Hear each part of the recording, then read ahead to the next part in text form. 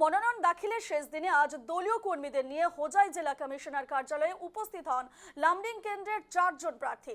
BJP মনোনীত প্রার্থী শিবু মিশ্র, কংগ্রেস মনোনীত প্রার্থী স্বপন কর, নির্দল প্রার্থী শ্যামল রক্ষিত এবং উজ্জ্বল দেব। এবার ফের বিপুল ভোটে জয়ী হয়ে লামডিং কেন্দ্র থেকে অসম বিধানসভায় প্রতিনিধি হবেন বলে মন্তব্য করেন শিবু মিশ্র।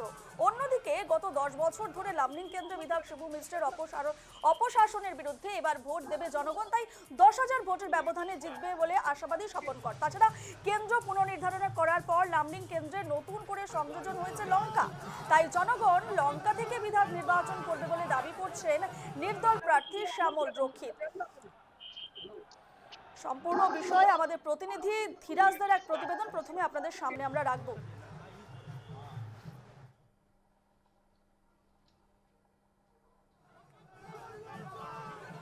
ইতিমধ্যে হোজাই জেলায় একের পর এক যে প্রার্থীরা আসছে, ওনারা প্রত্যেকে নিজের মনোনয়নপত্র দাখিল করতে এসছে। একদম কংগ্রেস দলের মনোনীত প্রার্থী স্বপন করে এসছে। ওনার সাথে কথা বলবো। আমি প্রথমে আপনার প্রত্যেকে নিতে চাই, আজ মনোনয়নপত্র দাখিল করছেন, কি বলবো আপনারা, কি বলবেন? মই তো জিকিম, কংগ্রেস জিকিব লামডিঙত। কি আশা আপনার?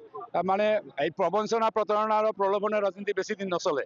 ৰাইজে পৰিৱৰ্তন বিচাৰিছে আৰু কংগ্ৰেছক ভোট দিব। তৃতীয়বারের জন্য বিজেপি দলের প্রার্থিত্ব মনোনীত করা হয়েছে শিবু মিশ্রকে, এবং অপরদিকে আপনি গত বছর আপনি কত ভোটে ভোটে হেরেছিলেন?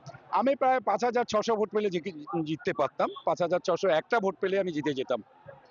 এইবার ভাবছি অনেক ভোটে জিতবো, 10,000 ভোটের উপরে ভোট পেয়ে জিতবো। মানে পার্থক্যটা, ভোটের পার্থক্য আমার 10,000-এর উপরে হবে আমি আশা করি। কেন জনগণ আপনাকে কেন ভোট দিবে? ভোট দেবে, নিশ্চিল হচ্ছে। প্রতারণা, প্রবঞ্চনা আর প্রলোভনের রাজনীতি 10 বছর ধরে চলছে। উন্নয়ন বলতে কিছুই হয়নি লামডিঙে। এই জন্য লামডিঙে মানে লামডিঙের লোক পরিবর্তন চাইছে। আর বিশেষ করে যুব প্রজন্মের প্রতি যে একটা ভাবুকির সৃষ্টি হয়েছে, প্রতিটি ঘরে ঘরে মা বাপেরা আজকাল চেষ্টা করছে লামডিঙের সমস্ত আনাচে কোনাচে ড্রাগসের যেভাবে ব্যবহার হচ্ছে, তাতে কিন্তু সবাই প্রতিমুখী মুখেও রয়েছে এবং সবাই চাইছে একটা সুস্থ বাতাবরণ তৈরি হোক, সমাজ নতুনভাবে গড়ে তুলুক। আগামী দিনের ভবিষ্যৎ প্রজন্মের ধ্বংসের মুখে কেউ এগিয়ে দিতে চায় না। সেই জন্য লামডিঙের জনসাধারণ এবার কংগ্রেসকে ভোট দেবে। সমর্থকদের নিয়ে আছে জেলা কার্যালয়ে, কেমন অনুভব? সমর্থকদেরকে নিয়ে আমি আসিনি, সমর্থকরা আমাকে আশীর্বাদ দেওয়ার জন্য নিয়ে এসছে। এটা আমার জীবনে অনেক বড় প্রাপ্তি, এটা আমার জীবনে অনেক বড় আশীর্বাদ।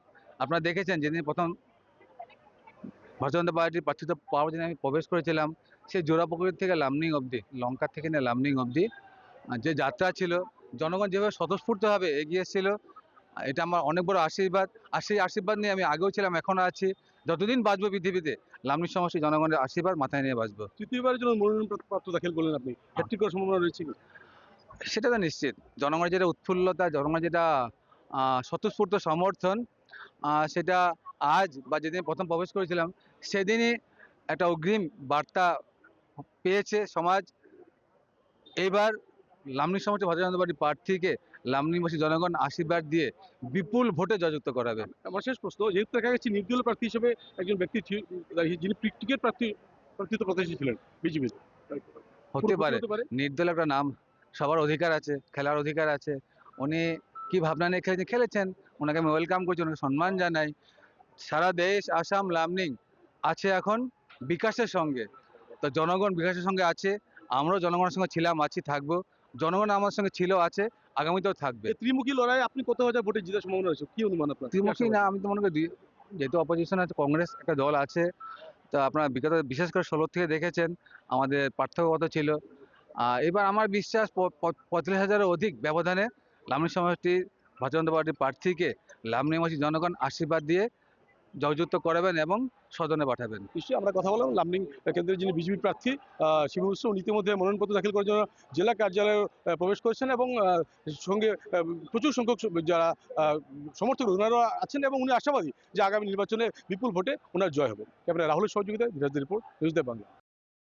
আমরা ধীরাজের প্রতিবেদন দেখলাম, সেখানে আমরা দেখলাম যে কংগ্রেস প্রার্থী স্বপন কর এবং বিজেপি প্রার্থী শিবু মিশ্র দুজনে আজ এলেন এবং মনোনয়ন পত্র তারা দাখিল করলেন। এবং পাশাপাশি আপনাদের জানিয়ে রাখি, যেমনটাই খবর উঠে আসছে, এবারে নির্দলীয় প্রার্থী হিসেবে লামডিং থেকে শ্যামল রক্ষিত লড়াইয়ে নামছেন এবং তিনিও আজ মনোনয়ন পত্র দাখিল করেন। তিনি ঠিক নিউজ লাইভ বাংলায় কি বলেছেন আপনাদের সামনে রাখবো। কি কারণে আপনার হঠাৎ নির্দলীয়তে আসতে হলো? গেল বছর আমার হুজাইতে আমার নাম আসছিল এবং টিভিতে অ্যানাউন্সমেন্ট হয়েছিল। গেল বছর আমার টিকিট হয় নাই, এই বছর আমাকে অ্যাপ্লাই করতে দেওয়া হয়েছিল এবং আমাকে কাম করার দেওয়া হয়েছিল।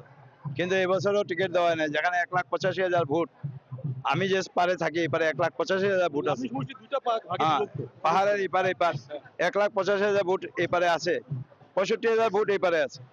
1,85,000 ভোট আজ পর্যন্ত স্বাধীনতার পর থেকে আমরা এই অঞ্চলের মানুষ আজ পর্যন্ত বিজেপি কোনো ক্যান্ডিডেট আমরা পাই নাই, বা আমরা কোনো দলের একটা প্রেসিডেন্টও পাই নাই। যার জন্য পাবলিকের মনে আঘাত যে আমরা 1,85,000 থাকার পরও এদিকে 7 জন ক্যান্ডিডেট অ্যাপ্লাই করার পরেও যখন পার্টি আমাদের টিকিট দেয় নাই, গতিকে আপনি আমাদের ক্যান্ডিডেট ভাই আপনি আগবাড়েন এবং আমরা আপনাদের সাথে আছি। তার মানে কি আপনার দলের বিজেপি বিরুদ্ধে? বিজেপি বিরুদ্ধে নাই, যেতিয়া আমি ইণ্ডিপেণ্ডেণ্ট খেলিছোঁ তেতিয়া বিজেপি ইলেকশ্যন খেলিব, বিজেপি কেণ্ডিডেট যিজন ৰাইজে তাক ভাল পোৱা নাই তাৰ কাৰণে আমাক আগবঢ়াই দিছে। মানে আপনি কি বলছেন